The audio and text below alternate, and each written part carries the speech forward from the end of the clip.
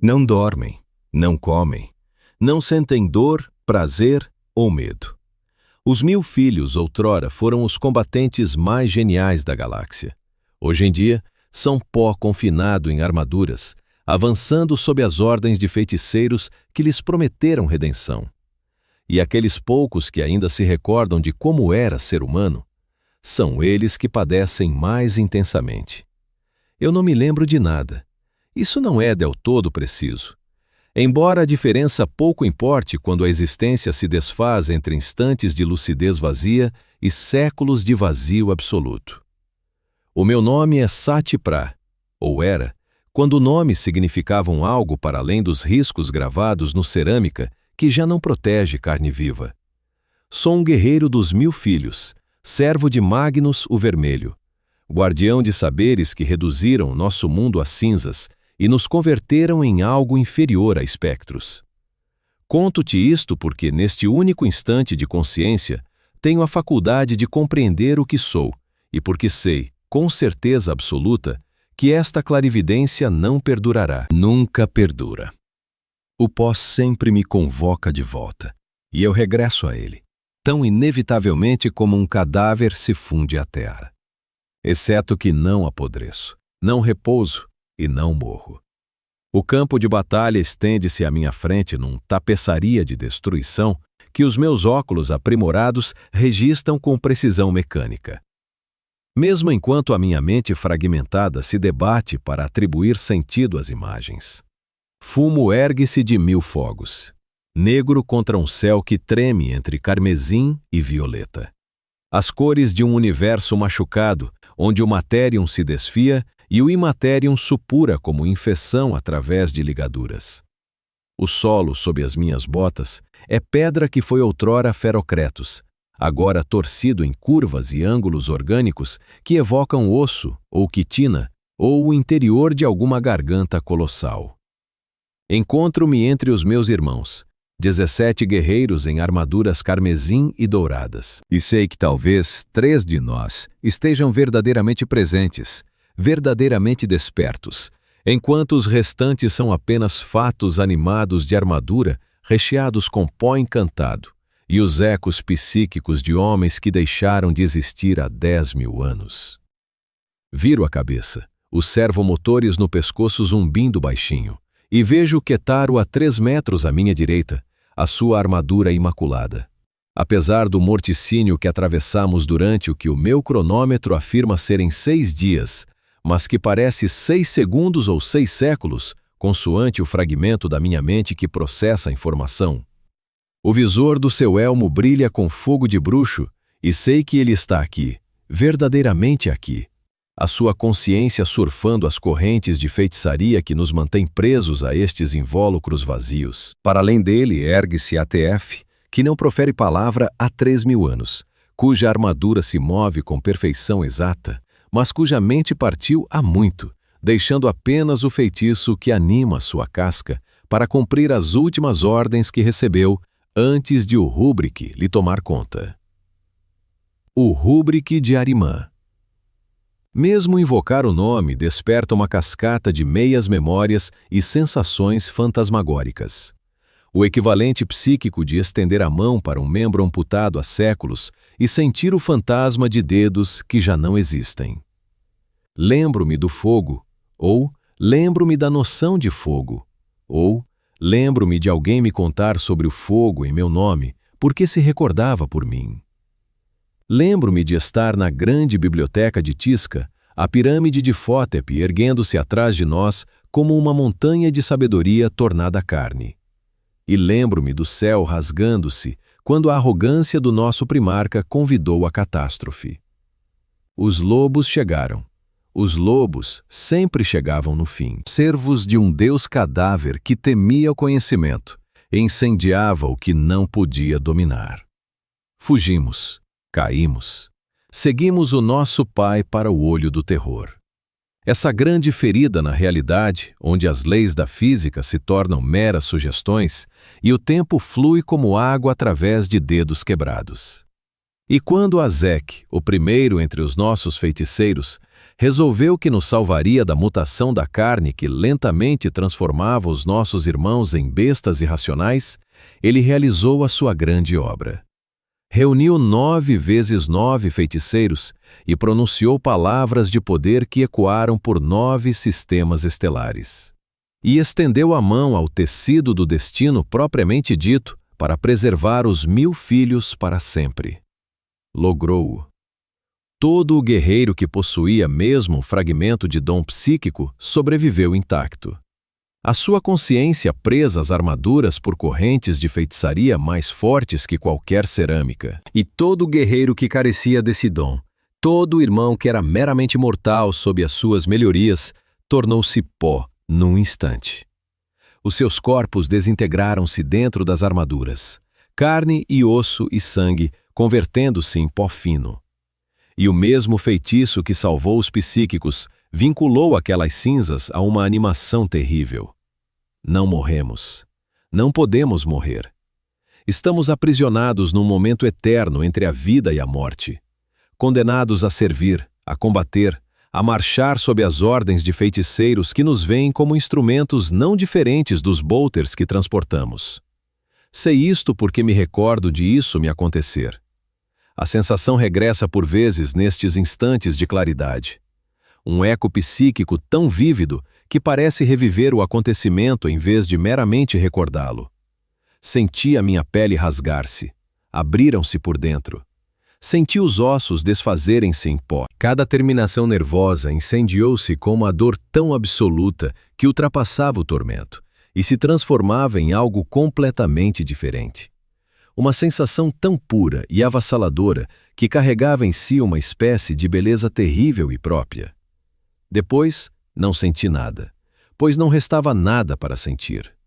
Apenas o feitiço que apanhou a minha consciência em dissolução e a prensou como uma flor entre as páginas de um grimório, conservando o padrão dos meus pensamentos enquanto a essência do meu ser se espalhava ao vento que já não me tocava. Isso aconteceu há 10.000 anos. Isso foi ontem. Isso está a ocorrer agora mesmo no presente eterno, onde todos os momentos coexistem ao mesmo tempo. Quando se perde a capacidade biológica para processar o tempo linear, uma bala de bolter passa a uivar perto da minha cabeça, tão próxima que deteto o deslocamento do ar nos sensores do capacete. Apesar de já não conseguir sentir o ar propriamente dito, o inimigo avança pelo terreno devastado. Uma formação irregular de guardas imperiais, apoiada por 2 tanques de batalha Leman Russ, cujos motores rugem com a teimosia de homens que ainda acreditam que o seu imperador os guarda. Estão errados, mas ignoram o erro, e morrerão nessa ilusão, o que talvez seja uma dádiva. Ergo o meu bolter, o peso conhecido nas mãos que já não tenho, e aponto ao longo do cano para um soldado cujo equipamento de flak ostenta o verde e o castanho de algum regimento cujo nome não me interessa. Aperto o gatilho. O bolter troveja, o recuo absorvido por servos e estabilizadores que compensam a ausência de músculos para dominar a fúria da arma. O projétil reativo em massa percorre 300 metros em menos de 1 segundo e atinge o soldado no peito, perfurando a armadura e explodindo no interior do torso. Ele desintegra-se num jato de névoa vermelha e carne rasgada. E não sinto nada, porque sentir exige nervos e os nervos demandam carne. E a carne foi algo que perdi quando Aramã quis fazer-se passar por Deus. À minha volta, os meus irmãos disparam em salvas sincronizadas, os seus movimentos em perfeita harmonia, porque a maioria deles já não são indivíduos verdadeiros, apenas prolongamentos da vontade do feiticeiro que nos governa. Vejo Ketaro gesticular com a mão livre, fogo de bruxo acumulando-se em torno dos dedos enguantados, e num instante, 3 guardas imperiais deixam simplesmente de existir, os corpos reduzidos a cinzas por chamas que ardem em cores para as quais o olho humano não foi criado. Os tanques giram, as torres a rastrear, e os canhões principais falam com vozes como trovões. As granadas impactam entre nós. O irmão Tútimos apanha um golpe direto, a armadura estilhaçando-se sob a força da munição explosiva, e observo como o pó que forma o seu ser se dispersa pelo campo de batalha numa nuvem fina que o vento apanha e leva. A armadura cai aos pedaços, vazia agora. E sei que em algum lugar do Warp, o fragmento de consciência que era Tutmos grita, ciente da sua desintegração, mas impotente para a impedir, preso num estado de destruição contínua, até que algum feiticeiro encontre tempo e vontade para o recompor. Pode demorar horas, pode demorar séculos. O tempo flui de forma instável no olho, e o sofrimento dos marines do rubro não é prioridade para mestres que nos veem como munições em vez de irmãos.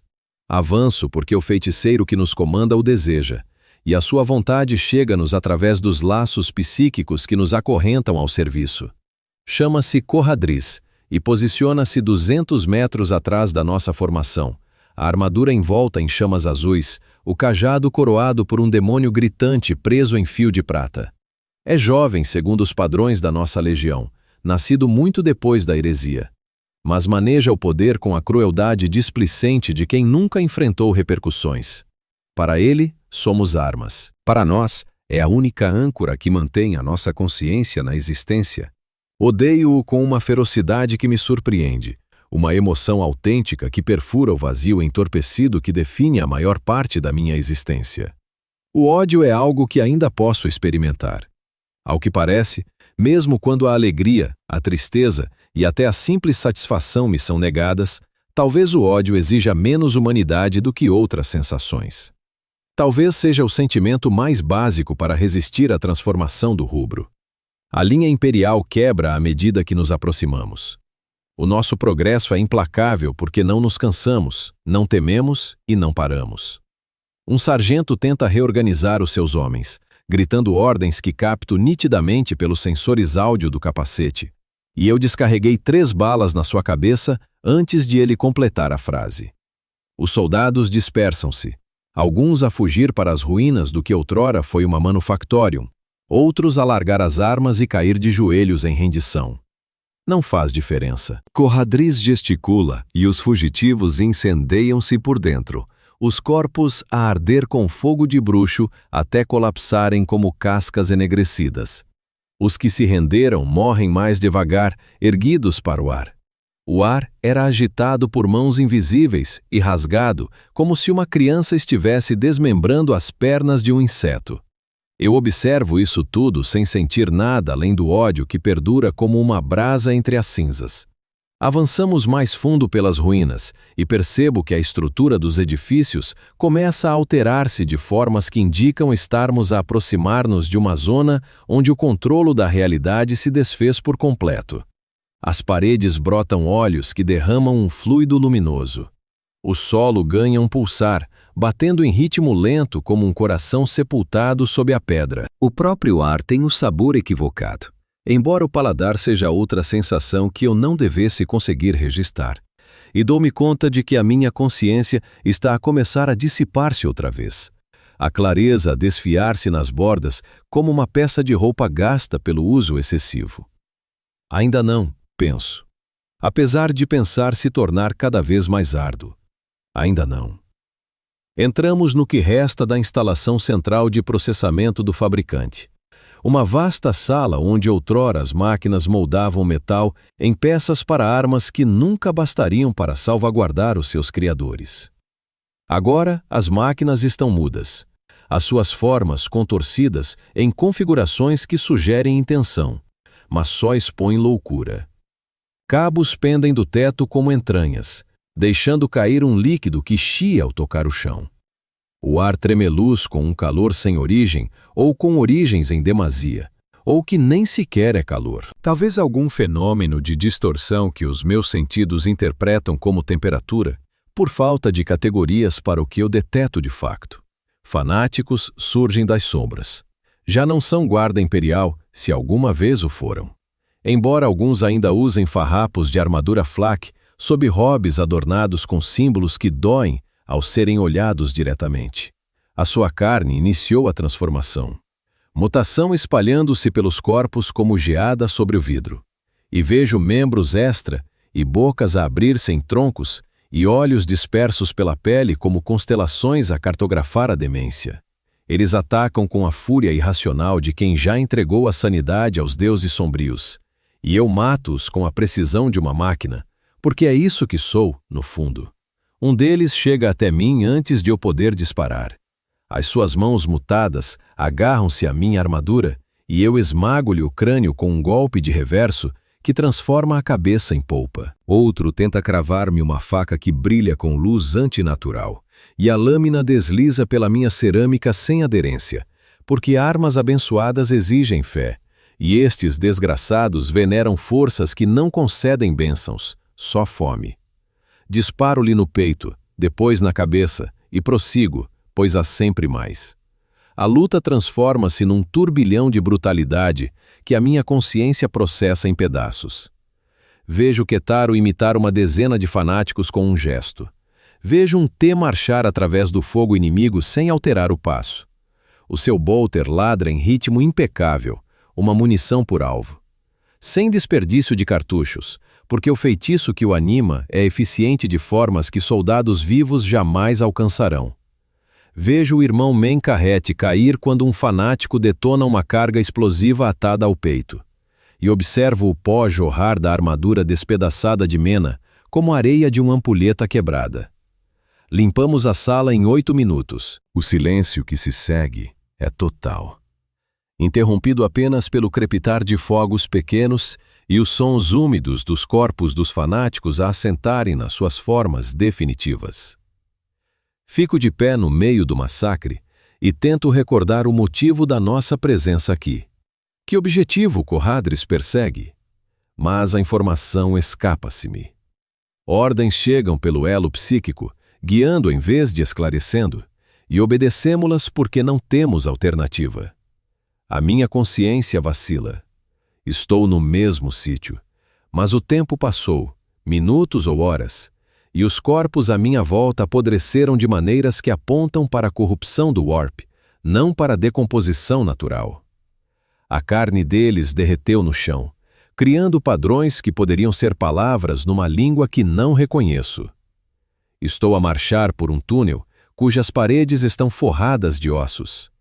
Estou a disparar contra inimigos que não vejo com nitidez, as suas formas a oscilar entre humano e algo mais. Estou de vigia enquanto Corhadris realiza um ritual, a voz dele subindo e descendo em cadências que fazem a realidade tremer. E quero voltar o meu bolter contra ele para pôr fim à sua existência e libertar-me da sua vontade. Mas o meu corpo não obedece aos meus anseios, porque o meu corpo já não me pertence verdadeiramente. A clareza regressa como um homem a afogar a romper a superfície da água, abrupta e ansiosa. Estamos noutro lugar agora, uma catedral, ou o que restou de uma, antes do Imaterium, a remodelar segundo princípios arquitetônicos que as mentes mortais repudiam. O teto arqueia-se para cima até ao infinito, ou para um espaço que os meus óticos não conseguem medir adequadamente. E as paredes estão cobertas de murais que retratam eventos ainda por ocorrer, ou que se desenrolam sem cessar no eterno do Warp. Agora vejo imagens de Prospero em chamas. Exceto nestas representações, a cidade resiste, e são os lobos os que ardem, as peles deles a incendiarem-se enquanto uivam em agonia. Vejo Magnus o Vermelho entronizado em esplendor, exceto que ele tem olhos em demasia, e as órbitas oculares abrigam galáxias inteiras, enquanto as suas mãos moldam a realidade como se fosse argila maleável. No coração da câmara ergue-se um altar feito de um material que poderia ser rocha, osso ou o grito solidificado do tormento. Sobre o altar repousa um artefato que não consigo discernir com clareza, a sua forma alterando-se sempre que tento fixar o olhar nele, passando por aparências que incluem um livro, um crânio, um espelho, uma marca flamejante e contornos para os quais não encontro palavras. Cadris avança para o altar com profundo respeito, os gestos lentos e calculados, e compreendo que é isto o objetivo da nossa vinda, este objeto de poder devastador que o feiticeiro pretende apropriar. Ele estende a mão. A catedral solta um berro. O ruído não é só audível, mas um grito psíquico que ecoa por todas as frequências da existência ao mesmo tempo. Os murais nas paredes ganham vida. As figuras de Próspero em chamas descem da pedra e aproximam-se de nós com as mãos estendidas. Não são totalmente corpóreas, estas memórias ambulantes, os contornos translúcidos e tremeluzentes. Mas quando uma delas toca o irmão Earith, a armadura dele corrói num instante, o cerâmite transformando-se em ferrugem e desprendendo-se em lascas, e o pó no interior escorre para fora, engolido pela boca do espectro. Disparamos contra as recordações. As balas do Bolter atravessam as silhuetas que avançam sem impacto ou com efeitos inexplicáveis. Projéteis penetrando os fantasmas e saindo noutro ponto da câmara, quicando no vazio e atingindo irmãos que já não ocupam o lugar de há um momento.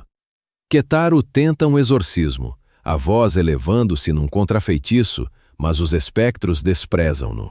Ou talvez existissem antes que as palavras dele ganhassem sentido. E como se expulsa algo que antecede a própria linguagem? Um deles chega até mim. A mão atravessa a placa do meu peito e sinto-o de verdade. Sinto-o por completo. Uma torrente de sensações regressa, uma mistura de dor lancinante e êxtase puro, pois faz tanto tempo que não sinto nada. Os dedos do espectro fecham-se à volta de algo dentro da minha armadura e percebo que está a tocar no pó que me constitui, a estabelecer contato com a essência primordial da minha existência amaldiçoada. E nesse toque, recordo-me. Recordo-me de ser humano. Não apenas o conceito intelectual que sempre soube, mas a vivência real.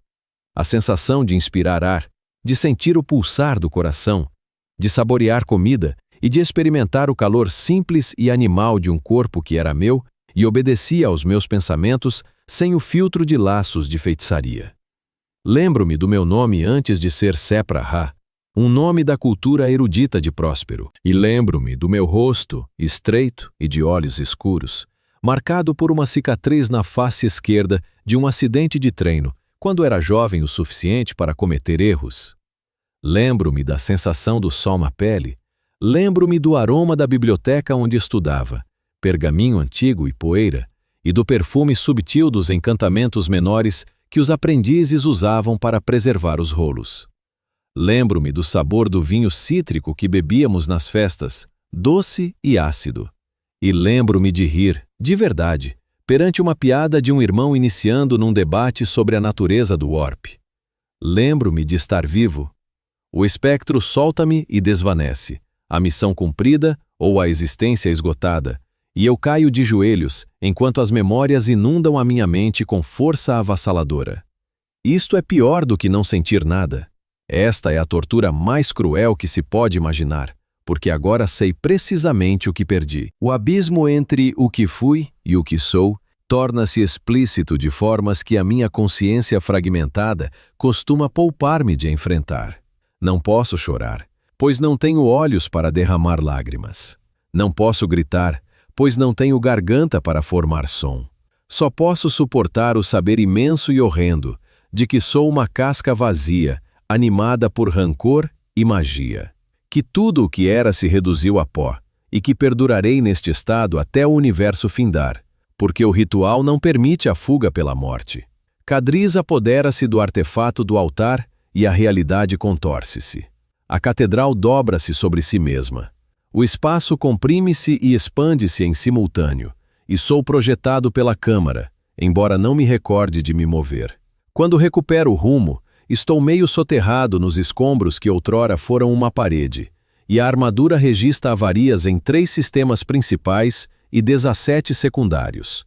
No meio do tumulto, vejo Coradriz no centro da câmara, o artefato agora preso ao cinto, a forma envolta em energia que incendeia o ar à sua volta. Ele ri. O som chega-me pelo elo psíquico, e é o riso de quem conquistou um troféu sem se importar com o preço que outros pagaram por ele. À sua volta, conto 9 dos meus irmãos ainda de pé, o que significa que perdemos 8 desde que entramos neste lugar. 8 guerreiros que já estavam mortos, mas que os espectros das animações amaldiçoadas que outrora habitavam esse limbo agora se espalharam para além dessa meia existência torturada. Sua poeira dispersa, sua consciência arremessada no vazio, para padecerem sofrimentos que mal posso conceber e que espero nunca conhecer. Cadris nos ordena recuar, e nós obedecemos, pois sempre obedecemos. O trajeto de volta pelas ruínas decorre em um nevoeiro. Minha mente luta para se manter unida, enquanto absorve o fardo das recordações recuperadas. Avanço em formação, meus gestos mecânicos, e contemplo a paisagem que atravessamos sem de fato a enxergar. Há mais cadáveres agora, tanto imperiais quanto cultistas, com os corpos dispostos em arranjos que indicam que alguém ou algo os organizou conforme critérios de beleza ou cerimônia. O céu escureceu ao tom de um hematoma, roxo e negro, com filetes de luz amarelada doentia percorrendo as nuvens. Chegamos ao ponto de montagem onde nosso transporte nos espera. Um Rhino APC, cujo espírito mecânico foi atado à feitiçaria do vazio, até se tornar irreconhecível para o que o mecânicos consideraria sagrado. A carcaça do veículo ostenta fórmulas que se movem e reescrevem sozinhas, equações que delineiam geometrias impossíveis, e seu motor ronca com um som que incorpora vozes murmurando em idiomas que desfazem a razão.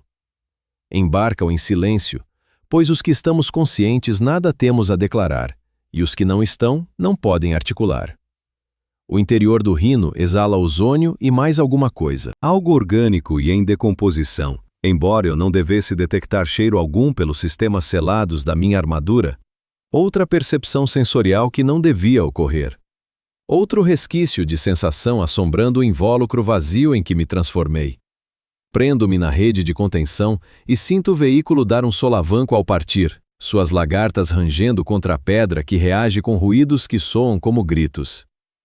Keteru senta-se defronte de mim, o elmo removido revelando um rosto em grande parte preservado, mas marcado pela exposição ao vazio. Fissuras finas na pele que brilham com luz interna. Olhos que abrigam cores excessivas para serem naturais.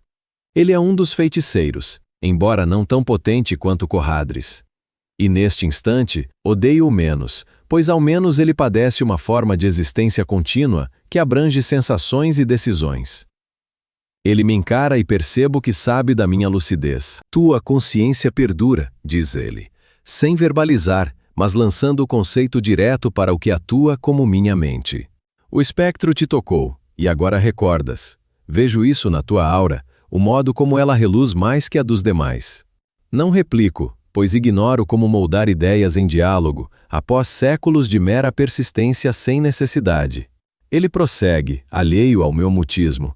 Perguntas por que prosseguimos, por que servimos, por que combatemos, por que não nos deixamos simplesmente dissolver no vazio e encerrar esta tormentosa vigília.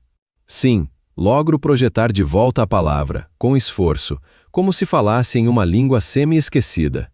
Porque somos os 1000 filhos, responde Keteru, e há orgulho em sua voz mental. Orgulho entremeado de amargura e rendição. Porque Magnus o Vermelho nos comanda, e nós os seguidos ao abismo e mais além, pois não temos outro destino. Porque o saber veio a um custo, e o arcamos, sem reembolso em pactos faustianos. E porque, apesar de tudo, ainda resta uma possibilidade. Uma possibilidade para quê? Indago. Restauração, afirma ele. Eamon ainda busca um meio de reverter o Rubrica, de nos devolver a carne. Cada relíquia que persegue, cada rito que executa, é mais uma investida para desvendar a equação que nos recomporá inteiros. Fazem 10.000 anos e ele não logrou êxito, mas tampouco desistiu. Avalio essa revelação contra minhas memórias resgatadas do que significava ser pleno. E se ele jamais triunfar? Se isso se provar irrevogável, prosseguimos do mesmo modo, declara Ketaru. E agora sua voz mental traz um fio de algo que pode ser pavor ou uma aceitação tão absoluta que ecoa como pavor, porque persistir é o único saber que nos resta. O transporte sacode sobre terreno irregular e Ketaru recoloca o elmo.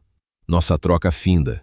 Fico a sós com minhas reflexões, o que talvez seja o pior refúgio quando elas incluem evocações recentes de tudo o que perdi. Tento concentrar-me no tangível, nos pormenores da minha condição.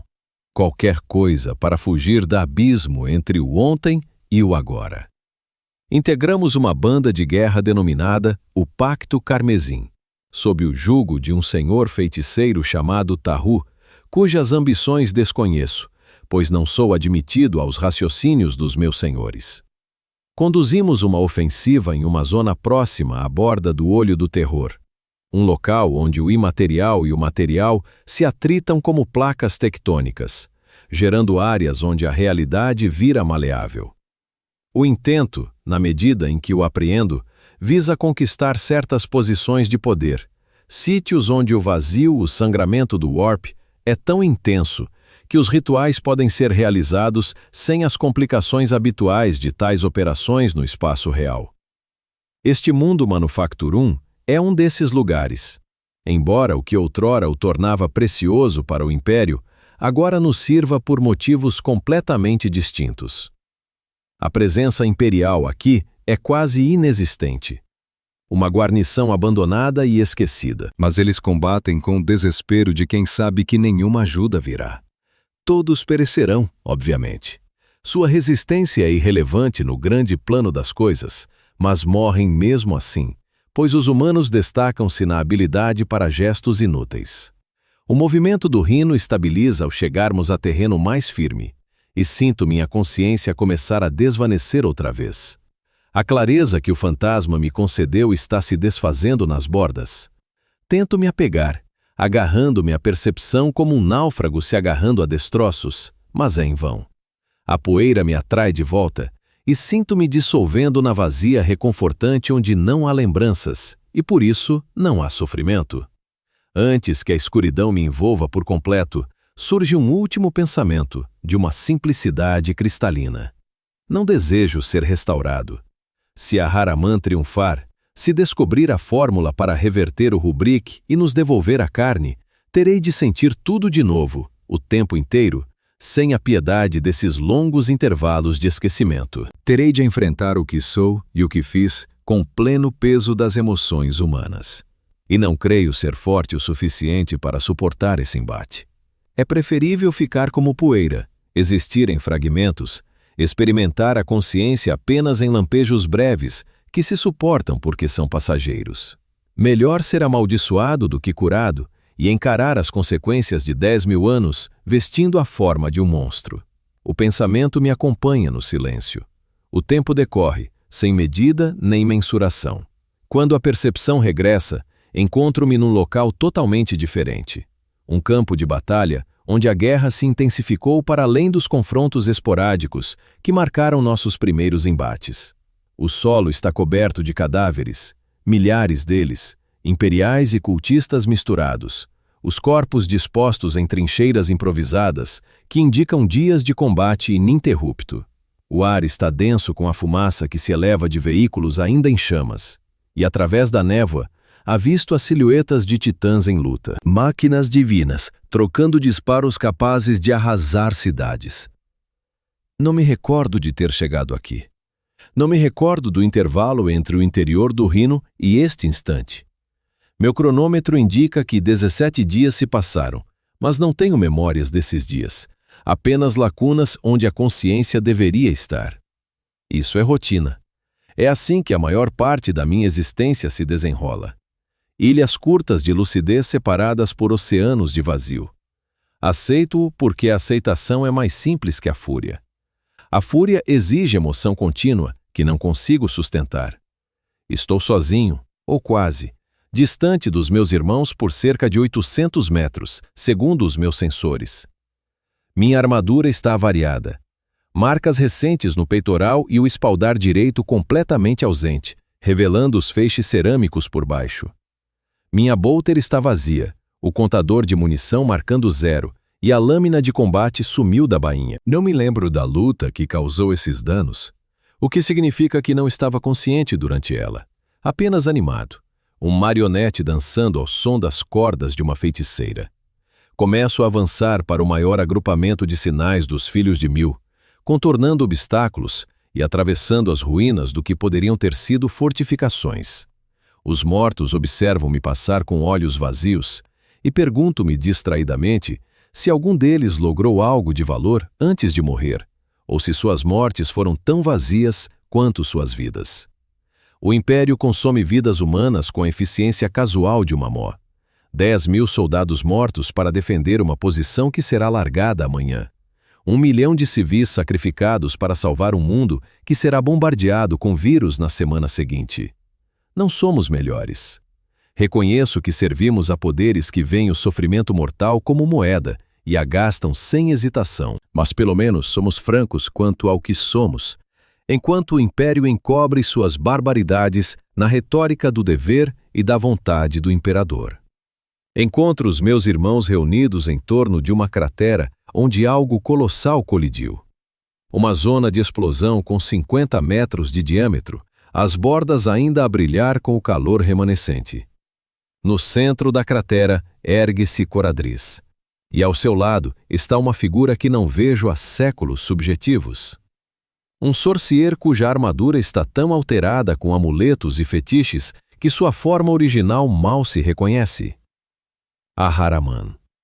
O nome ressoa pelo elo psíquico que une todos os filhos de Mil, carregando um peso que vai além da simples identificação. Este é o artífice da nossa danação.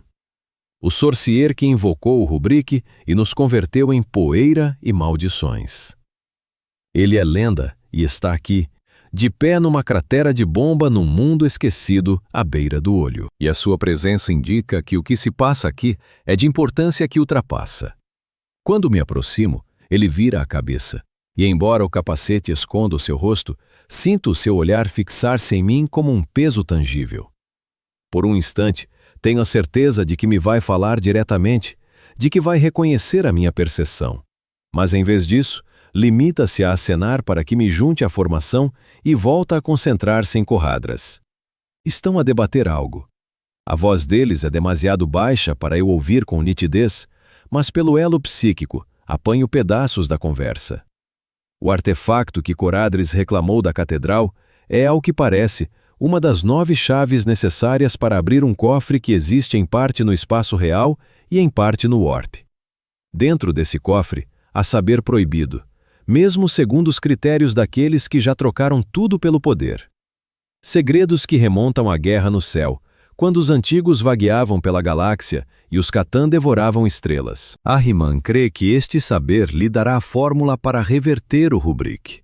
Ouço isto com o interesse distante de quem já escutou promessas idênticas no passado. Quantas vezes Aran se gabou de estar prestes a triunfar? Quantos rituais executou? Quantos artefactos resgatou? Quantos pactos com demônios firmou? Tudo em busca do mesmo objetivo. E, no entanto, continuamos pó. Ele persiste obcecado, e a roda gira sem avanços. Cadriz exibe o artefacto, uma entidade que se contorce nas suas mãos, sem nunca fixar uma forma única. Araman pega-lhe com reverência, sussurrando palavras que fazem o ar solidificar. Depois, guarda-o numa bolsa ao cinto, que é manifestamente maior por dentro do que por fora. Artes do Warp aplicadas ao armazenamento. 2 das 9 chaves agora garantidas. Pelos fragmentos que capto, isso implica 7 campanhas adicionais, 7 mundos mais devastados. 7 chances extras para minha consciência piscar e enfrentar o terror da existência. O solo treme. Um abalo que cresce até os detritos começarem a saltitar pela superfície. Através da fumaça, avisto a origem. Um titã Warhound a avançar sobre a nossa posição, as armas já a rastrear-nos. A máquina está marcada e fumegante, visivelmente danificada de combates prévios. Mas funciona ainda. É colossal e enfurecida como só um deus-máquina com a tripulação a morrer pode estar. O canhão de plasma do Titã carrega com um som como se a realidade se rasgasse. Eyman faz um gesto quase displicente, e a descarga de plasma desvia-se, curvando-se no ar e atingindo um bunker arruinado a 300 metros à nossa esquerda. O bunker evapora num clarão de vapor superaquecido, mas nós ficamos incólumes. O Titã tenta de novo, as 2 armas a disparar agora, e Ahriman reage pronunciando uma única palavra que sinto mais do que ouço. Uma sílaba de poder puro que faz os sistemas da minha armadura gritarem em protesto. O Titã para. Não avariado, não destruído, simplesmente imobilizado, congelado no lugar, como um holograma em pausa. As armas mantêm-se carregadas, o reator arde ainda, a tripulação presumivelmente viva no berço de comando. Mas a máquina foi extraída do fluxo temporal, presa num momento único que perdurará até a Ahriman libertar o feitiço, ou até a morte térmica do universo, o que suceder primeiro. É por isso que, seguidos os feiticeiros, penso eu, porque manejam forças que os tornam deuses funcionais face a meros guerreiros como nós. Porque sem eles nem existiríamos. A nossa consciência dispersa sem salvação. Porque somos escravos, sim, mas escravos que compreendem que as correntes são o único que nos impede de nos evaporarmos por completo. Ahriman dá indicações, a voz propagando-se pela rede Vox e pelo elo psíquico ao mesmo tempo. Devemos manter esta posição durante 3 horas, enquanto ele prepara um ritual para transportar a banda de guerra ao próximo alvo. 3 horas a defender uma cratera contra as forças imperiais remanescentes na zona. 3 horas a servir de alvo, enquanto o nosso Senhor realiza o trabalho verdadeiramente crucial. Espemo-nos, formando um perímetro defensivo, e eu ocupo um lugar atrás de um troço de muro desabado que oferece cobertura escassa, mas ângulos de tiro suficientes. O meu bolter continua vazio, mas encontro a arma de um irmão caído entre os escombros. O contador de munições marca 43 cartuchos restantes. Terá de servir. O primeiro assalto surge em menos de 10 minutos. Guarda Imperial. 3 companhias completas, pela minha conta. Avançam em formação irregular com apoio de tanques. Têm claramente combatido dias a fio sem descanso. Os uniformes rasgados e sujos. As armas exibem sinais de reparos desesperados. Deviam recuar. Deviam perceber que investir numa posição ocupada pelos filhos de Mil e protegida pelo próprio Ahriman é suicídio. Mas atacam na mesma, porque os humanos são notáveis na teimosia para negar a derrota certa. Mato o primeiro soldado que surge na borda da cratera com um tiro na garganta. O cartucho de Bolt detona e separa sua pista. A cabeça do soldado é separada do tronco num instante. O cadáver cai para trás, arrastando mais 3 guerreiros consigo. E logo a borda da cratera se enche de inimigos, e eu disparo mais depressa que o mecanismo da bolter permite. Meus irmãos procedem da mesma forma. Uma barreira de chamas que derruba a primeira onda em meros segundos. Cadáveres se acumulam, os mortos virando barreiras que atrasam os vivos. Mas os imperiais prosseguem, escalando os companheiros caídos com as armas em riste. Um raio de Laskenon atinge o irmão Sequim, perfurando sua placa torácica e espalhando sua poeira por 3 metros de terreno. Um míssil de fragmentação explode próximo a Ketaro, mas ele ergue uma barreira que desvia a explosão, lançando estilhaços em esfera ao seu redor que despedaçam uma dúzia de soldados imperiais que tentavam avançar sob sua proteção. O confronto vira um desgaste implacável. Ondas de tropas imperiais se chocando contra nossa posição, como marés batendo em rochas. Não nos cansamos. Não sentimos dor. Não precisamos recarregar, pois a munição surge pelas mesmas artes sombrias que nos animam. Projéteis se materializando em nossas armas por pequenos feitiços do Warp. Mas podemos ser aniquilados se fogo suficiente se concentrar em nós, e os imperiais têm números, se não mais nada. Um projétil de tanque atinge 2 metros de mim, e o mundo se torna um caos de ruído, fogo e detritos voando. Quando meus sentidos se recompõem, estou deitado de costas, minha armadura indicando danos graves na perna esquerda e falha total nos servos do braço direito. A bolter sumiu, soterrada sob escombros, e minha lâmina de combate está ausente, o que significa que nunca a recuperei após o confronto que me separou dos irmãos há 17 dias. Tento me erguer e descubro que não consigo, a perna danificada recusando-se a sustentar o peso. Através da fumaça, avisto soldados imperiais avançando, 6 deles, com as espingardas laser erguidas. Eles me veem inerte e se aproximam com a prudência de quem aprendeu que guerreiros dos 1000 filhos são perigosos, mesmo quando parecem vencidos. Um deles murmura algo, palavras que não capto pelos meus sensores auditivos avariados. Outro ri, um som mais histérico que divertido. São jovens, percebo, provavelmente recrutas de algum mundo agrícola, treinados por 3 meses e depois enviados a este moedor de carne. Não querem estar aqui, estão apavorados, mas ainda assim me matarão. Porque é o que soldados fazem ao encontrar combatentes inimigos. E o fato de eu já estar morto de todas as formas que importam não os impedirá de espalhar minha poeira. O mais próximo ergue sua arma, mirando no meu elmo, e me pego pensando se sentirei quando ele atirar, se vivenciarei a dissolução da minha mente ou se o vazio será imediato. Ele explode, não por tiro de arma, mas de dentro para fora, o corpo se rasgando enquanto algo o dilacera por dentro.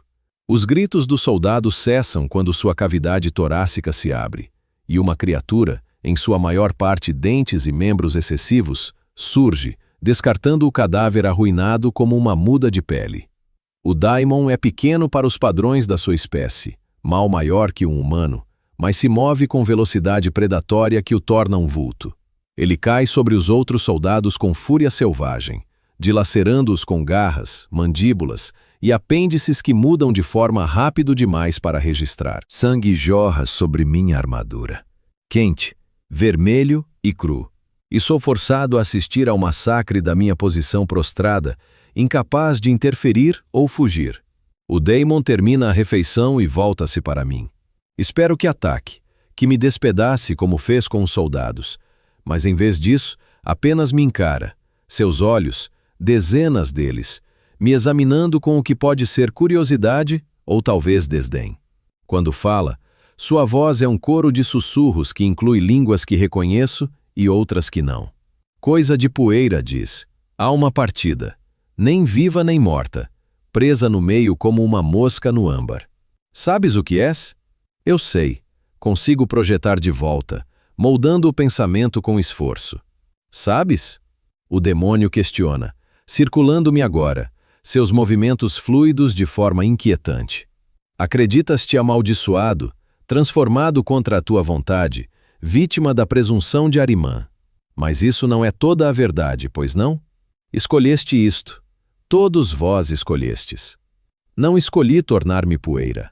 Não, o daimon concorda. Mas escolheste seguir Magnus.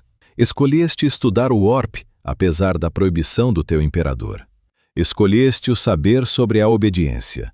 E o saber sempre tem um custo. Pagaste-o. A forma de pagamento foi inesperada, talvez, mas a dívida seria sempre cobrada. Não tenho réplica a isso, porque o demônio não mente, mesmo que a sua verdade seja incompleta. Escolhemos perseguir o conhecimento proibido. Ignoramos os avisos. Acreditamos ser sábios o bastante para lidar com forças que destruíram civilizações antes de a humanidade aprender a andar ereta. O demônio inclina-se mais perto, o seu hálito cheirando a cobre e podridão. Há uma saída. Sabes, a tua consciência ainda persiste, preservada pela rúbrica. A ligação de Rick pode ser forte, mas laços como esse podem ser rompidos. Eu poderia devorá-lo, assimilando a sua essência, e assim libertá-lo desta existência intermédia. Deixaria de ser Satra, de ser qualquer coisa identificável, mas pelo menos partiria de vez, em vez de pairar nesta paródia de vida. Penso na proposta, equilibrando o vazio absoluto contra a persistência neste estado. E fico surpreendido com o quão atrativa soa a oferta do demônio. Acabar simplesmente, apagar até a consciência fragmentada que por vezes sinto, evitar para sempre o abismo entre o que fui e o que sou agora. Mas recordo as palavras de Ketaro sobre Araman, ainda em busca de uma solução, ainda a tentar desfazer o rubricar. E percebo que aceitar a oferta do daimon significaria abandonar qualquer hipótese, por remota que fosse, de redenção. Seria a confissão suprema de fracasso, o reconhecimento final de que os 1000 filhos estão condenados sem salvação possível. Não, respondo em pensamento, recuso-me. O daimon recua como se tivesse sido atingido. Recusas-te, recusas a liberdade. Escolhes ficar nesta jaula de pó e feitiçaria. Escolho permanecer um dos 1000 filhos, digo, as palavras ganhando mais convicção do que sinto na realidade. Seja o que for que isso signifique, por mais horrendo que seja, é o que sou. O Daimon ri, um som como vidro estilhaçado, e depois dissipa-se, a sua forma perdendo coesão e evaporando em fumo multicolorido que o vento apanha e leva. Fico sozinho outra vez entre os cadáveres. A minha armadura danificada, a minha consciência agarrada à lucidez por pura teimosia. O tempo decorre, talvez minutos, talvez horas. E então Ketaro surge, a sua figura materializando-se do fumo como um espectro. Vê o meu estado e ajoelha-se ao meu lado, pousando uma mão encoraçada no meu peitoral. Sinto energia fluir pelo toque. Não uma cura, pois não há nada para curar, mas uma reparação. As amarras sorceras que me prendem a esta armadura são reforçadas e solidificadas. A minha perna obedece de novo aos comandos. Os servos zumbem ao reativarem-se.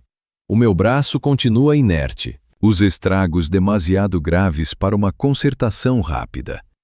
Mas levanto-me, e erguer-me basta. Estavas a falar com um demônio, diz Ketaro, e há desaprovação no seu tom. Isso é perigoso, mesmo para nós que sabemos proteger os nossos pensamentos. Ofereceu-me o esquecimento, conto-lhe. Recusei. Bem, responde ele, surpreendendo-me. Depois, após uma pausa, precisamos de todos os guerreiros. As perdas de hoje foram pesadas, e o ritual de Ahriman exige guarda até ao fim. Consegues combater? Consigo combater, afirmo. Embora não acrescente que lutar é quase a única coisa que me resta, o único fim que dá sentido a uma existência vazia de tudo o mais. Ele guia-me de volta à cratera, onde encontro a situação piorada na minha ausência. As forças imperiais trouxeram armas mais pesadas, e conto pelo menos 4 tanques demolidores Leman Russ posicionados no terreno elevado. Os seus canhões de sítio, capazes de arrasar fortificações com um único tiro, estão a bombardear a nossa posição de forma sistemática. E embora as proteções de Ahriman desviem a maior parte do dano, cada impacto suga energia que ele tem de desviar do seu ritual. Tomo posição de novo, apanhando um bolter de um irmão caído cujo nome não reconheço.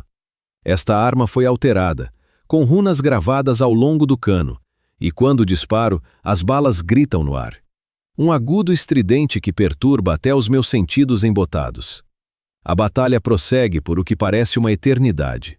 O tempo estica-se e comprime-se de formas que indicam que o ritual de Ahriman está a influenciar o fluxo temporal local. Disparo até o bolter se esgotar, depois encontro outro, e mais outro. Movendo-me pela cratera e recolhendo armas de irmãos tombados, até carregar com fogo suficiente para armar uma esquadra. Cada vez que os imperiais lançam um assalto, repelimos-los. E cada vez o preço é contado em pó espalhado e armaduras avariadas. O irmão Ness cai quando um raio de canhão o parte ao meio. O irmão Emos fica soterrado por uma parede que desaba ao explodir uma ronda de Demolisher demasiado perto da sua posição. O irmão Rapuzen é destruído quando um psíquico imperial, uma bruxa sancionada da escolástica psicana, invoca relâmpagos que racham a sua armadura e dispersam a essência antes de Ketaro calar o idiota com um contrafeitiço. Estamos a perder devagar, mas de forma constante, desgastados por um inimigo que já não tem nada a perder, e por isso luta com a fúria dos condenados. E então, Ahriman conclui o seu ritual. O ar na cratera rasga a realidade, partindo-se como tecido, e através da fenda vejo outro lugar, não este mundo de Manufatorum, mas algures mais fundo no olho. Um sítio onde a influência do Warp é tão absoluta que as leis da física se tornam opcionais. O portal estabiliza, as bordas a arderem com fogo bruxo, e Ahriman faz sinal para recuarmos. Recolhemo-nos em retirada combativa, mantendo a disciplina de tiro mesmo enquanto nos aproximamos do portal. Os imperiais pressentem a vitória e atacam com mais força, as suas formações desfazendo-se em uma investida furiosa, com os soldados gritando preces ao imperador enquanto escalam os montes de seus próprios cadáveres. Alguns deles chegam à borda da cratera no preciso instante em que estou prestes a atravessar o portal, e eu me viro para confrontá-los. Com a bolter erguida, abato 3 antes que a baioneta do quarto me acerte no peito. A lâmina perfura a minha armadura, atravessando o vazio onde os órgãos deveriam estar, e se estilhaça contra o cerâmite interno. O soldado olha para a arma quebrada em suas mãos, o rosto marcado pela incompreensão, e eu disparo a queima-roupa na sua cabeça, a bala explosiva obliterando os traços e grande parte do crânio. Depois, entro no portal, e o mundo Manufactori desaparece, substituído por outro lugar, algo ainda mais terrível. Surgimos numa fortaleza que mistura arquitetura e pesadelo em partes iguais. Paredes erguidas com ossos fundidos e pedra. Corredores que se curvam sobre si mesmos em configurações não euclidianas. Câmaras cujas dimensões variam conforme o ângulo de observação. Este é um local profundo no olho do terror, onde o universo material se rendeu por completo à influência do Imaterium, e onde os 1000 filhos esculpiram fortalezas que funcionam como bases para as nossas campanhas intermináveis. Os membros restantes da nossa banda de guerra dispersam-se para os aposentos designados. A maioria deles nem sequer consciente de verdade, apenas obedecendo às últimas ordens impostas por Corradris ou Aramã. Eu fico na câmara do portal, de pé entre os feridos e danificados, aguardando os servitores de manutenção que vão reparar a minha armadura e recompor os irmãos cujas cinzas se espalharam no combate. A Criman também permanece, examinando um data slate que mostra dados que não consigo discernir daqui. Passado um instante, ele ergue o olhar e os seus olhos pousam em mim. E sinto de novo aquele peso atroz da atenção. A sensação de ser verdadeiramente visto por algo infinitamente mais poderoso do que eu. Vem cá, Satra, diz ele, pronunciando o meu nome. O que me choca porque não imaginava que soubesse a minha designação ou se importasse em a conhecer. Aproximo-me com a prudência de quem aprendeu que os feiticeiros são perigosos, mesmo quando parecem serenos. De perto, Araman é mais pequeno do que esperava, não mais alto do que eu na minha armadura. Mas o poder que emana dele torna o tamanho irrelevante. A sua armadura é uma obra de arte e de horror. Cada superfície gravada com fórmulas e glifos, e o elmo forjado na forma de um rosto demoníaco gritante. Tens estado consciente há algum tempo, observa ele. Mais do que o habitual para aqueles tocados pelo rubrique. A tua consciência agarra-se à existência com uma tenacidade invulgar. Não pensei que tivesse escolha, projeto de volta. Nós temos sempre escolhas, afirma ele. Uma declaração que acho ironicamente sombria vinda do arquiteto da nossa condição. Escolheste recusar a oferta do demônio. Escolheste prosseguir a luta. Escolhes em cada instante de lucidez preservar a tua identidade, em vez de te renderes ao esquecimento. O que queres de mim? Pergunto, pois seres poderosos não conversam com armaduras cheias de pó sem motivo. Amã fica em silêncio por um momento, e quando volta a falar, o tom é diferente, quase reflexivo. Quero que compreendas algo, Satra. O rubrique não foi concebido para ser eterno. Foi uma medida de emergência, uma tentativa desesperada de salvar o que pudesse ser salvo quando a mudança da carne devorava a legião. Passei 10.000 anos à procura de um modo de o reverter, de vos restaurar a ti e a todos os nossos irmãos à carne, ao sangue e à vida verdadeira. Já ouvi isso antes, respondo-lhe. De Quetaro e de outros. É sempre mais 10 anos, mais um ritual, mais um artefacto. Quando termina a busca? Quando eu tiver sucesso, diz ele simplesmente, ou quando for destruído na tentativa. Não há terceira via. Ou restauro os 1000 filhos, ou morro a tentar. Porque fui eu quem vos condenou a esta existência, e sou o único que vos pode libertar dela. Há convicção na sua voz, absoluta e inabalável, e apanho-me quase a acreditar nele. Quase. Mas existi demasiado tempo neste estado amaldiçoado para permitir a esperança. Porque a esperança é o veneno mais cruel, a ilusão que agrava o sofrimento ao sugerir que ele pode acabar. Por que contar-me isto? Pergunto. Por que explicar-te a um punhado de pó? Porque não és apenas pó, diz Amã. É Satra, erudito da terceira irmandade, iniciado do culto Piat, defensor de Tisca durante o incêndio. Sobreviveste à heresia e à retirada para o olho. Aguentaste 10.000 anos de serviço. E mantens-te consciente quando tantos outros se desvaneceram em autômatos sem mente. Mereces saber que o teu sofrimento não foi esquecido e que eu trabalho para o terminar. Então trabalha mais depressa, projeto com mais amargura do que pretendia, porque cada momento de consciência é uma agonia e cada regresso ao pó é uma bênção. Ariane observa-me por um longo momento e não consigo decifrar a sua expressão por trás do elmo com rosto de demônio. Depois, acena com a cabeça, um gesto simples de reconhecimento. Ele vira-se, de regresso ao seu estilha de dados e aos cálculos intermináveis. Sou dispensado, ao que parece. A conversa termina aí. Saio da câmara do portal e percorro os corredores da fortaleza, guiado por marcadores psíquicos até a ala destinada aos guerreiros da minha antiga irmandade. O bastião é mais vasto do que qualquer perspectiva isolada sugere. Espaços que se dobram uns nos outros. Salas dispostas em padrões que desafiam qualquer cartografia convencional. Passo por outros marines do Rúnico imóveis nas suas alcovas, com armaduras impecáveis, armas preparadas e consciências ausentes. E pergunto-me quantos deles terão conhecido a consciência desde o aprisionamento.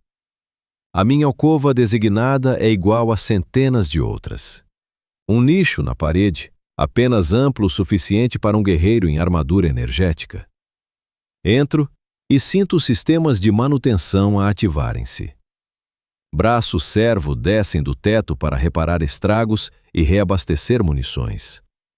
O procedimento é automático, sem necessidade de intervenção minha, e permaneço imóvel enquanto máquinas operam em máquinas. A minha consciência começa a desvanecer-se de novo. A clareza que durou tanto tempo finalmente desfaz-se sem remédio. Desta vez, não resisto. Não me agarro à percepção como outrora. Abandono-me. Deixo o vazio reconfortante subir como água. E submergo na sua superfície até a bem-aventurada aniquilação, onde não há memórias nem dor, nem a existência esmagadora de algo que outrora foi humano. O último pensamento que me ocorre antes de a escuridão me envolver é a esperança de que Ahriman fracasse. Não por malquerença, mas porque se ele triunfar, se nos devolver à carne, terei de encarar o peso total do que me tornei e do que fiz durante 10.000 anos. Terei de sentir de verdade o terror do serviço a entidades que devoram almas e a cumplicidade em prosseguir esse serviço, pois é mais simples do que rebelar-me. Terei de admitir que não sou mera vítima, mas cúmplice. Que cada inimigo que matei, cada mundo que ajudei a subjugar, cada atrocidade que vi ou facilitei, foi uma escolha minha. Por mais limitada que essa escolha tenha sido, prefiro ficar como pó, onde o fardo da consciência pode ser disperso pelo vento. A escuridão é absoluta. O tempo decorre sem medida, um vazio onde nada existe e nada precisa de existir. Esta é a misericórdia do Rúnico, o único dom que Aman concedeu sem intenção. Estes longos intervalos de ausência total, onde não preciso de ser nada. Sem identidade, sem recordações, sem percepção de percepção, apenas o nada. E o nada é mais leve que algo, quando esse algo só traz sofrimento.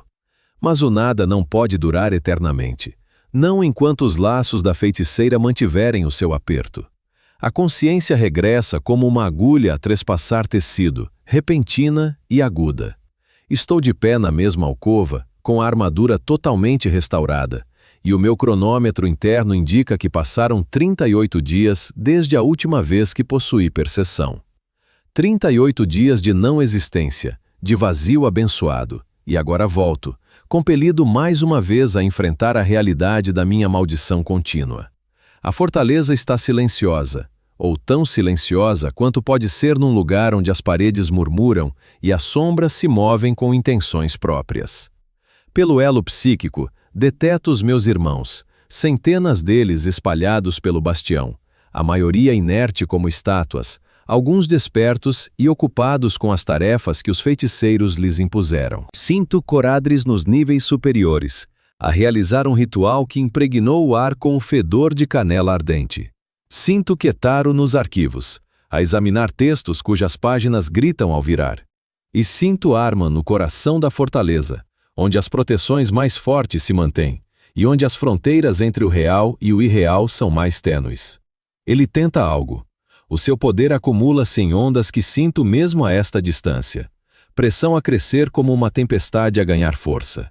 O elo psíquico inunda-se subitamente de urgência. Uma convocação que carrega o peso de um comando absoluto.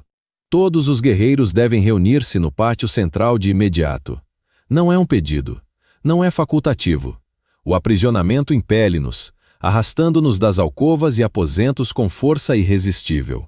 Junto-me ao fluxo dos meus irmãos, guerreiros em carmesim e ouro, a deslocar-se pelos corredores em silêncio perfeito. E reunimo-nos no pátio, onde a arquitetura da fortaleza se abre para um céu que não é céu de verdade, mas uma massa fervilhante de energia do Warp, contida pelas proteções dos feiticeiros. Somos talvez 300 os reunidos, guerreiros de múltiplas bandos de guerra e irmandades, unidos pela maldição partilhada. Araman ergue-se no centro do pátio, sobre uma plataforma que pode ser de pedra ou de Warp solidificado. E à sua volta, alinham-se 9 outros feiticeiros cujos nomes e patentes desconheço. Cantam em uníssono, as vozes em harmonia com frequências que fazem tremer a realidade. E no espaço entre eles, algo ganha forma. Um portal. Não um simples arco como aquele usávamos isso para fugir do mundo manufator, mas trata-se de um autêntico portal, uma ruptura definitiva no tecido do espaço que permite a passagem entre locais sem necessidade de rituais para o ativar. Trata-se de uma feitiçaria poderosa, do tipo que exige um investimento colossal de energia e recursos, e pergunto-me qual o propósito que justificaria tal custo. O portal estabiliza, a sua superfície como mercúrio, reflexiva, mas de alguma forma distorcida, exibindo imagens que não correspondem a nada no pátio. Através dele, vislumbro outros lugares, um mundo onde a vegetação púrpura brota em florestas cristalinas e luas gêmeas orbitam tão próximas que parecem prestes a colidir. A voz de Ahriman irrompe no canto, amplificada de algum modo para chegar a todos os guerreiros reunidos. Irmãos, declara ele, e há algo no seu tom que pode ser orgulho ou talvez lamento. Encontramo-nos à beira do nosso maior empreendimento. A câmara que procurei durante 3 milênios foi localizada. As chaves restantes foram obtidas. Dentro dessa câmara reside um saber anterior ao Império, anterior à própria humanidade. Segredos de transmutação e regeneração que me permitirão anular a rúbrica e devolver-vos a vida. Um murmúrio percorre os guerreiros presentes. Aqueles que compreendem processam esta revelação. Os que não fazem limitam-se a manter a formação, pois carecem da capacidade de reagir. Sinto algo que poderia ser esperança a tentar acender no que resta do meu peito, e reprimo-a sem piedade, porque a esperança é perigosa, e aprendi a não confiar em promessas, mesmo as do arquiteto da minha danação. O mundo para lá deste portal está guardado, prossegue Eyman. As forças opostas a nós são consideráveis. A própria Câmara está protegida por salvaguardas erguidas pelos antigos, e ultrapassá-las exigirá força e sacrifício. Muitos de vós cairão. Muitos de vós serão dispersos para além da reconstituição. Mas os que triunfarem testemunharão o alvorecer da nossa regeneração. O instante em que os 1000 filhos renascem em carne e osso e voltam a ser o que sempre devíamos ter sido. Ele faz uma pausa, permitindo que as palavras se instalem, e depois gesticula, pondo fim ao canto dos 9 feiticeiros. O portal pulsa, preparado para a travessia. Avançamos, ordena Araman. Por Magnus, por Próspero, pelo futuro, reclamaremos o que é nosso. O laço psíquico arrasta-nos para a frente, e marchamos rumo ao portal em formação impecável. Encontro-me algures no meio da coluna, rodeado de irmãos cujos rostos não vejo e cujos pensamentos não capto. Passamos pela superfície mercurial um a um, e sinto a desorientação habitual da translocação. O espaço dobra-se à minha volta e deposita-me noutro lugar. O mundo que se revela do outro lado é diferente de tudo o que cruzei em 10.000 anos de serviço. O céu está partido, fragmentado em secções irregulares como um espelho estilhaçado. Cada fragmento reflete uma cena distinta. Uma parte mostra estrelas em padrões desconhecidos. Outra exibe uma paisagem urbana de ângulos impossíveis e geometrias aberrantes. Uma terceira não revela senão olhos, milhares deles a observar. O solo é cristalino, cada passo gerando uma nota musical que paira no ar muito depois de devia ter desaparecido. E a vegetação púrpura que avistei pelo portal cresce em padrões fractais perfeitos, cada fronde idêntica ao conjunto. Este é um mundo situado na confluência de realidades múltiplas. Um lugar onde o éter e o matérium atingiram equilíbrio em vez de confronto, resultando em algo belo e terrível na mesma medida. Compreendo de imediato por que os antigos escolheriam este local para sua câmara. Está isolado, singular e naturalmente hostil à existência convencional. Formávamos-nos num plano de vidro azul que se estende até ao horizonte, e à nossa frente ergue-se uma estrutura impossível de descrever. É uma pirâmide e uma esfera e um cubo ao mesmo tempo. A sua geometria recusa fixar-se numa forma única. E pulsa com luz que emana de dentro, de fora, de direções inexistentes no espaço tridimensional. Esta é a câmara, e fitá-la diretamente provoca códigos de erro nos meus sensores ópticos, pois não conseguem processar o que detetam.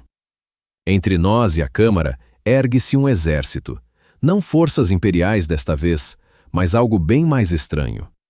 Guerreiros cujas armaduras são forjadas em materiais anteriores à metalurgia humana, cujas armas canalizam energias que não reconheço. São altos, mais altos que humanos, com proporções que indicam não serem humanos de todo, e os seus movimentos têm a graça fluida de entidades nativas desta realidade fraturada. Ahraman não hesita. Ergue o cajado e pronuncia uma palavra que faz o céu gritar. E a batalha inicia-se. O inimigo responde com armas que não disparam projéteis, mas antes apagam o espaço, criando vazios onde tudo o que é apanhado simplesmente deixa de existir. O irmão Uno desaparece num desses vazios, não destruído, mas extirpado. A sua existência apagada da realidade como uma palavra riscada. O irmão Caim o Azete é atingido por algo que parece um raio, mas que gera frio em vez de calor, e a sua armadura transforma-se em gelo e estilhaça-se, como pó no interior, a dispersar-se como geada. Disparo a minha bolter contra alvos que surgem e desaparecem da visão, e acerto em cheio, mas não consigo perceber se as minhas balas estão a surtir efeito, porque os inimigos não tombam como combatentes normais. Eles vacilam, abrandam, mas não morrem. E passados instantes, voltam a avançar, claramente imunes a ferimentos que derrubariam soldados mortais. Ketarou posiciona-se ao meu lado, as mãos envoltas em fogo psíquico, e aponta para um grupo de guerreiros adversários. As chamas propagam-se até eles, aderindo como óleo, e eles ardem, mas sem emitir gritos. E percebo que não têm bocas, os capacetes lisos e sem feições, exceto por sensores ópticos que brilham com uma luz azul gélida. O confronto transforma-se numa erosão implacável, ambas as forças a trocarem tiros sobre o plano vítreo, e compreendo que é precisamente o que Ahraman previra. Estamos a desperdiçar vidas, as nossas e as deles, para aceder à câmara, e o preço será contado em pó espalhado e existências anuladas. Mas prosseguimos mesmo assim, porque o vínculo nos obriga, e porque a perspectiva de redenção, por mais remota que seja, é o único sentido que dá a esta guerra sem fim. Uma sombra desliza por cima de nós, colossal e veloz, e ergo o olhar para avistar algo que pode ser uma nave ou uma entidade viva. Asas imensas que se estendem por quilômetros, e do seu ventre chovem projéteis que fustigam o solo em salvas. Os impactos erguem fontes de vidro derretido, e sou apanhado na orla de uma delas, projetado para o ar e arremessado 20 metros até embater no chão. Com força tal que os indicadores de danos da minha armadura se acendem em vários sistemas.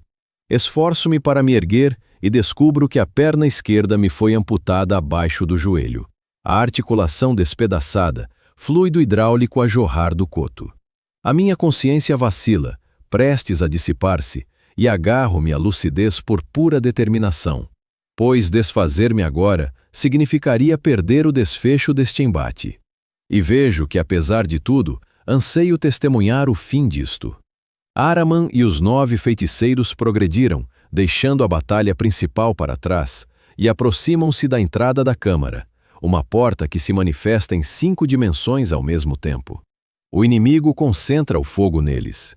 Mas os feiticeiros erguem barreiras tão potentes que o ar à sua volta solidifica os projéteis, e os disparos energéticos param no ar, caindo ao solo como aves exaustas. Arrasto-me para a frente, usando as mãos e a perna intacta para impulsionar a minha armadura avariada sobre o vidro, seguindo o rasto dos feiticeiros.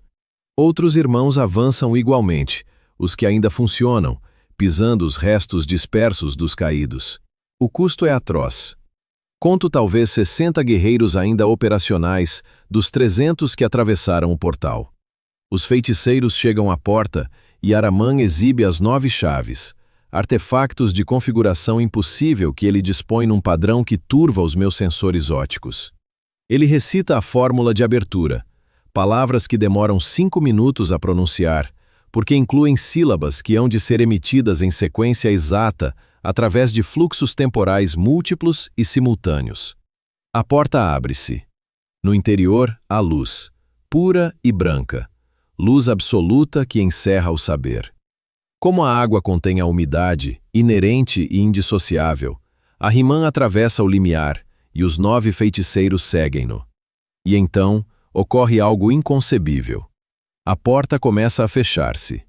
Não devagar, não dando tempo aos guerreiros remanescentes para a alcançarem, mas de forma abrupta, a luz a encolher enquanto a câmara se selava contra a invasão.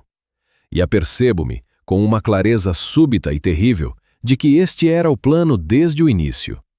Ahriman precisou de guerreiros para garantir o acesso, para gastar as suas existências como moeda de troca pela sua admissão, mas nunca tencionou que os seguíssemos para dentro. Fomos o sacrifício, não os favorecidos. A porta fecha-se por completo, a luz a extinguir-se, e a câmara torna-se inerte, apenas mais uma estrutura impossível num mundo impossível. As forças inimigas recuaram, a sua missão cumprida, e ficamos abandonados no plano vítreo. 60 guerreiros dos 300, preteridos pelo feiticeiro que nos prometera a redenção. Ketaro posiciona-se junto à porta selada, e pelo elo psíquico, sinto a sua fúria flamejante e avassaladora. Ele fustiga a superfície da câmara com o cajado, repetidamente, infundindo poder em cada golpe. Mas a estrutura não reage, não racha, não se abre. Limita-se a resistir, indiferente à sua ira.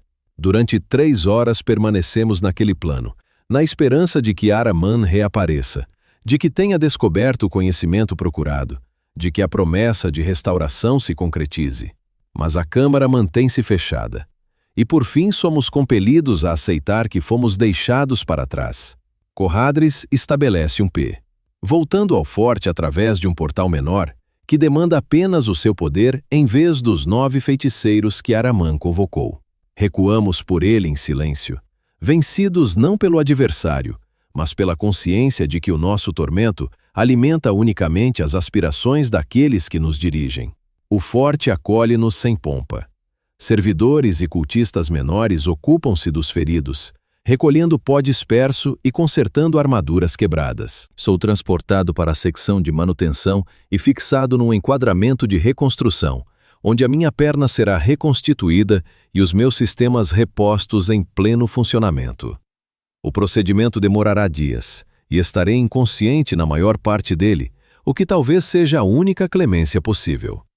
Antes de a minha mente se apagar, consigo formar um último pensamento, nítido e amargo. Ahriman mentiu.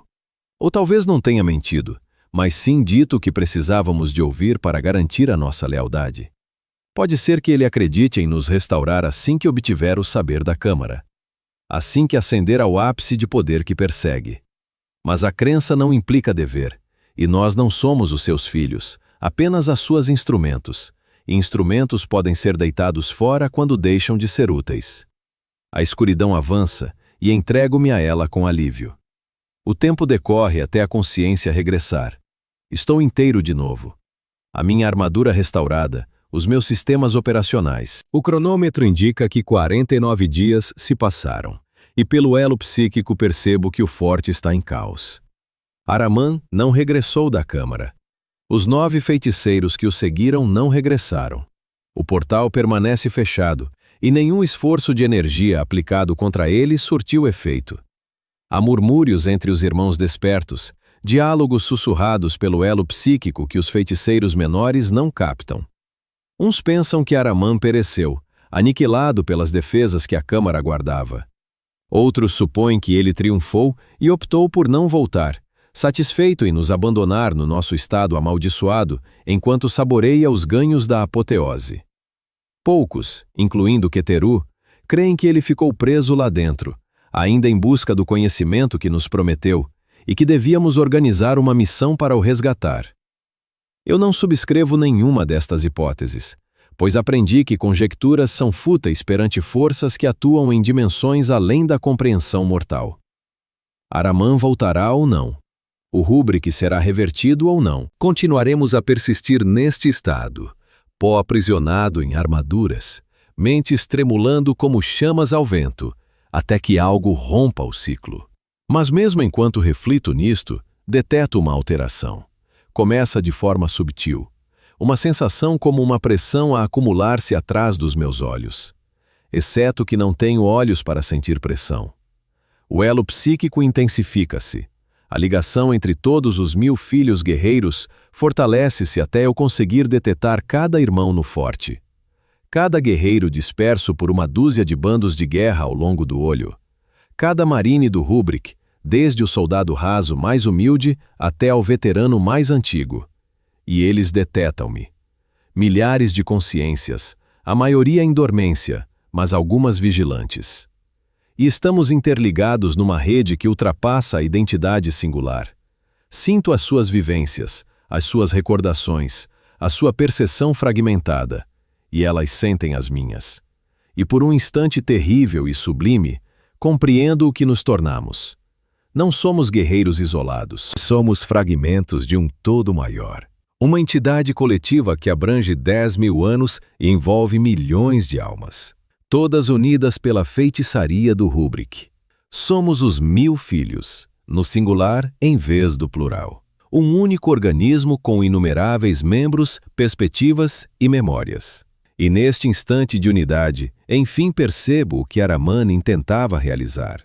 Não visava restaurar-nos a carne. Pretendia consumar a metamorfose, tornar eterno o que o Rubric iniciou, elevar os 1000 filhos para lá das restrições da existência individual e transfigurar-nos em algo inédito, algo capaz de rivalizar até com os deuses. A revelação vem acompanhada de uma tempestade psíquica que varre o forte, energia a fluir do local da câmara através do espaço e do tempo. E vejo por 100 olhos enquanto a câmara se reabre e algo surge.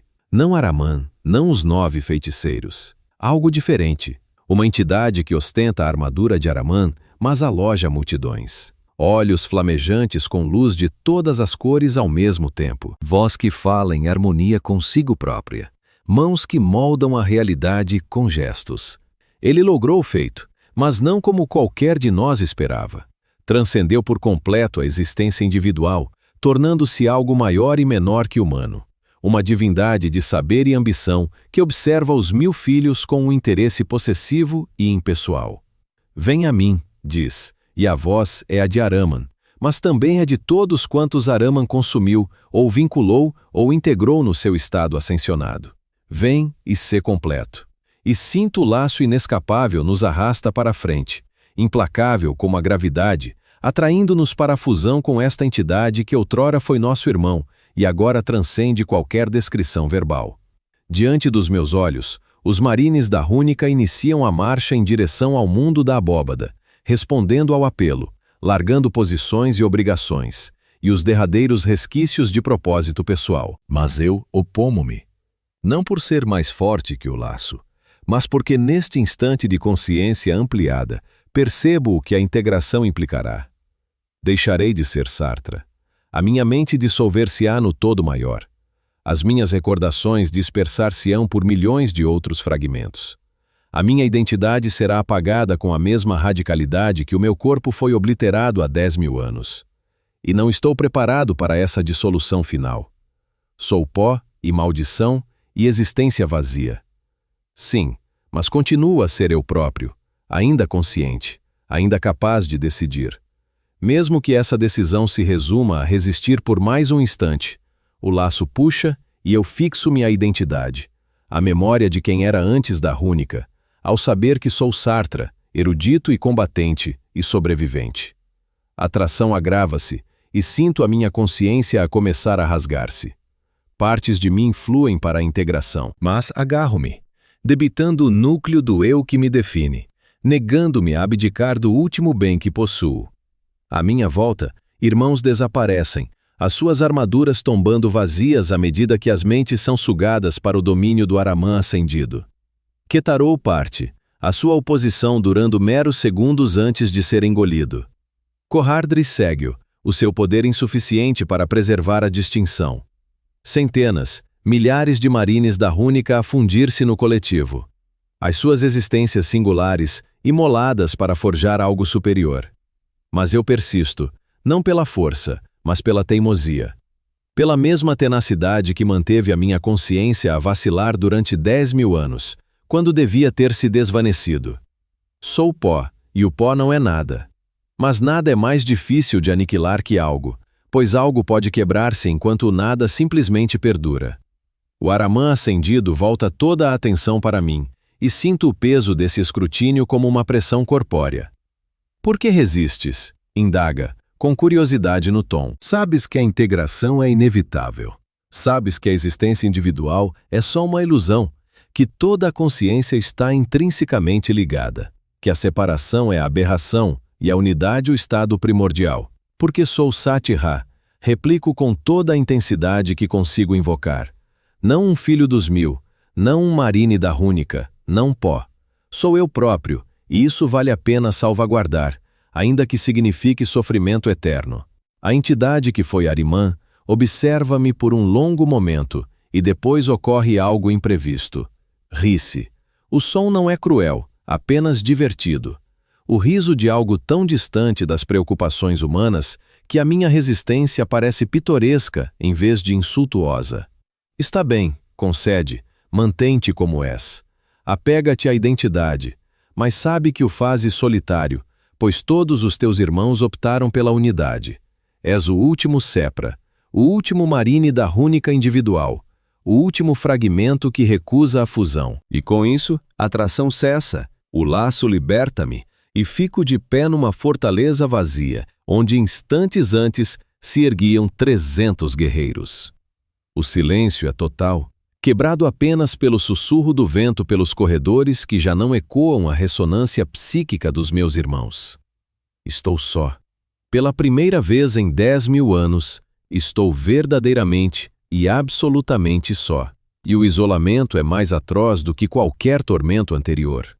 Caio de joelhos, os servos da armadura gemendo, e compreendo enfim a extensão plena da maldição que Aramã impôs. Deu-me precisamente o que pedi, a preservação da identidade singular, e assim condenou-me a uma existência mais solitária do que jamais concebi. Todos os outros marines da Rúnica alcançaram a unidade, libertaram-se da prisão do eu. Mas eu permaneci preso, consciente e singular, e incapaz de partilhar a minha existência com quem quer que seja. Não ganhei nada, e perdi tudo. O pensamento esmaga-me, e sinto a minha consciência a fender-se sob o seu peso. A percepção fragmenta-se enquanto tento assimilar a vastidão da minha solidão. Mas mesmo ao borde da dissolução derradeira, algo me retrai. Uma memória que emerge das profundezas da minha mente despedaçada. Recordo-me de pé nas muralhas de Tisca, a observar o sol nascer sobre a pirâmide de Fotip, e pensei que o saber valia qualquer custo. Recordo-me de crer que compreender as verdades fundamentais do universo justificava qualquer renúncia. Recordo-me de ser jovem e arrogante, e convicto de que os 1000 filhos estavam fadados para a grandeza. E percebi que me enganava. O saber sem sabedoria é mero dado. O poder sem fim é mera ruína. A existência sem laços é mero padecimento. Os 1000 filhos almejaram transcender as fraquezas humanas e logramos-no. Mas ao fazê-lo, perdemos o que dava sentido à transcendência. Significativo. Troquei tudo por nada e chamei isso de triunfo. A revelação não traz consolo, apenas lucidez, que talvez seja uma espécie de tormento em si. Levanto-me de joelhos, com os servos a rangerem em protesto, e observo em redor a fortaleza vazia que outrora abrigou milhares de combatentes, e agora serve de sepulcro apenas para mim. O que farei agora? Projeção no ar deserto, ciente de que ninguém responderá. Mas uma resposta surge, não vinda de fora, mas do interior. Do núcleo do eu que defendi com tanta ferocidade, persisto porque é isso que sou, o que sempre fui. O que o rubricou tornou imutável ao converter carne em pó. Sou a própria perseverança, a mente aferrada à vida apesar de todos os motivos para ceder. Sou o derradeiro pedaço dos 1000 filhos que se recorda do que éramos antes de nos tornarmos no que somos. Sou o testemunho da nossa danação e o guardião da nossa narrativa. E talvez isso baste como missão. Acedo aos depósitos de dados da fortaleza, arquivos ancestrais com registros que remontam à fundação de Próspero, e começo a examiná-los, assimilando crônicas, ensaios e diários íntimos de irmãos há muito devorados pela ascensão de Aramã. Se terei de ficar isolado, se serei o derradeiro, pelo menos garantirei que alguém nos evoque como éramos, não só como nos transformamos. A tarefa é infinita e o tempo perdeu qualquer sentido habitual.